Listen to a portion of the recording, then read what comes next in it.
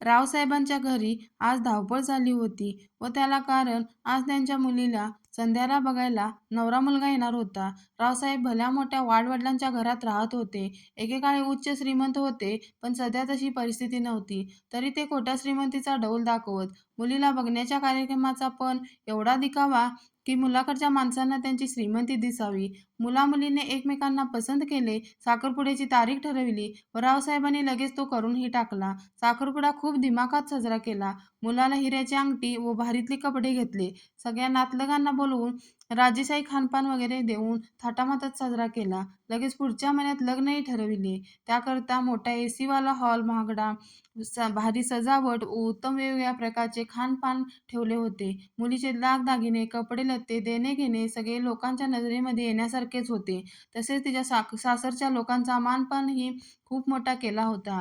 मुलीला घरच्या परिस्थितीची जाण होती, पण बापापुढे तिचे काही चालले नाही. एवढा अवाढव्य खर्च रावसाहेबांनी आपल्या वाडवडिलांचा जमीन विकून केला होता. संध्याच्या सासरची माणसेही मऊ दिसते म्हणून खोपराने खणू लागली. काही महिन्यांनी संध्याच्या नवऱ्याला शेखरला अमेरिकेला जावं लागलं.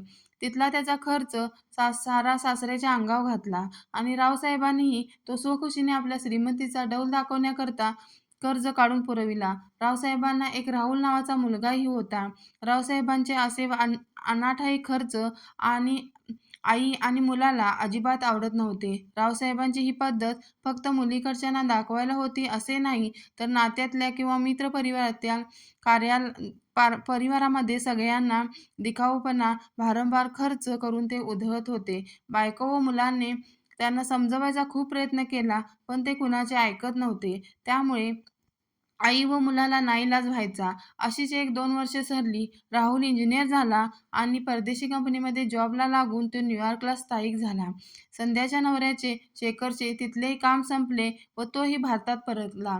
त्याची कंपनी घरापासून थोडी लांब होती. येणे-जाणे त्याला त्रासदायक होऊ लागले. तेव्हा कंपनीजवळ नवीन घर घ्यायचा विचार त्याच्या मनात आला व त्याला शेखरच्या आईने दुजोरा दिला. "अरे, तुझे सासरे एवढे श्रीमंत आहेत, मग घे कर्जावर रक्कम आणि बंगलाच घेऊन टाक." आईचे म्हणणे त्यालाही पटले. संध्याने विरोध केला, पण त्याने समजावले की मी कर्जावर घेत आहे, परत व्याजासकट परत फेडणार आहे. त्यामुळे त्याने सासऱ्यांकडे आपली मजबुरी सांगितली व दिलदार सासरेबुवांनीही लगेच त्याला पैसे देण्याची व्यवस्था केली. याचा तर बैल रिकामा, पण श्रीमंतीचा दिखाऊपणा अंगाशी आला.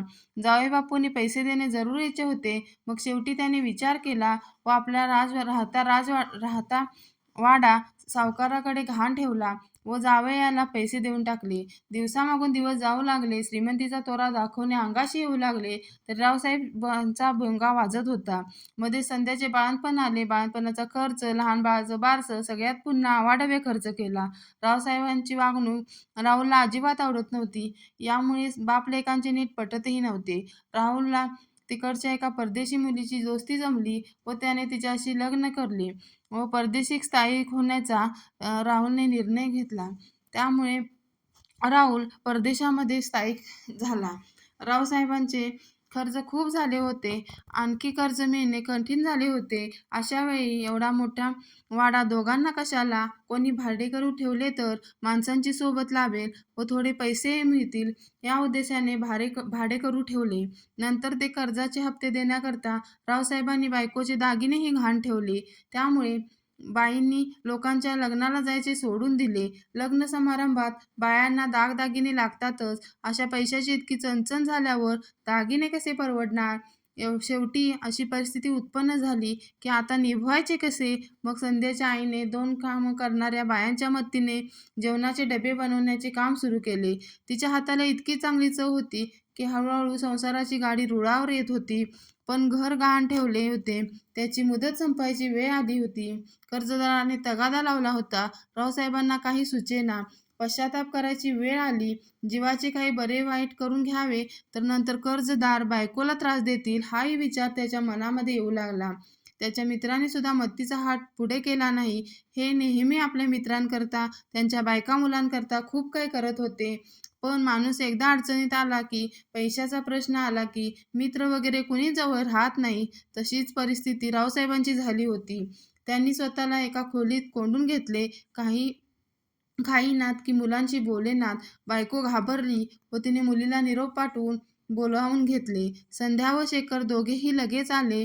त्यांनी रावसाहेबांचे सगळे व्यवहार सांगितले. त्यांनाही थोडा अंदाज होताच. आपल्या सासऱ्यांच्या अंगापेक्षा भोंगा जड हे शेखरला कळून चुकले होते. मुलीसाठीच नव्हे तर सर्व गोष्टीतच उगाचच आपल्या नसलेल्या श्रीमंतीचा डौल मिरवून ते आपली सर्व मालमत्ता घालवून बसले होते. शेवटी काही झाले तरी त्यांना त्यातून बाहेर काढणे गरजेचे होते. तेव्हा जावयाने 2 समजुतीने शब्द सांगितले. आपल्याकडे जे आहे त्याचे प्रमाण वागावे, दुसऱ्याचे बरे वाटावे, आपल्याला चांगलं म्हणावं म्हणून असे वागणे हितकारक नाही. मी घराकरता पैसे मागितले आणि तुम्ही लगेच दिले. मला कर्ज काय तुमच्याकडूनच घ्यायचे होते? दुसरीकडून घेतले असते की. मला संध्याने तुमच्या स्वभावाबद्दल सांगितले होते आणि मलाही तुम्हाला पारखायचे होते. म्हणून मुद्दाम तुमच्याकडे पैसे मागितले. तुमच्यामुळे आईंना किती त्रास झाला. तुमचे पैसे आहेत माझ्याकडे, काळजी करू नका. उद्याच आपण घर सोडवून घेऊ. आईचे दागिनेही आणू. पण एक लक्षात ठेवा, श्रीमंतीचा बुरका घेऊ नका आणि फुकटचा दिमाग दाखवू नका. असे म्हणून जावेने त्यांची समजूत घातली. हो रे बाबा, अंगापेक्षा भोंगा जड झाला. माझे डोळे आता चांगलेच उघडलेत. जावेबापू, खूप आभार तुमचे. म्हणून रावसाहेबांनी जावई शेखर व संध्याला जवळ घेतले. लक्षात घ्या, अंगापेक्षा भोंगा जड कधीच होऊ देऊ नका. आणि आजची जर स्टोरी तुम्हाला आवडली असेल तर प्लीज माझ्या चॅनेलला लाईक, शेअर आणि सबस्क्राईब करायला अजिबात विसरू नका. धन्यवाद.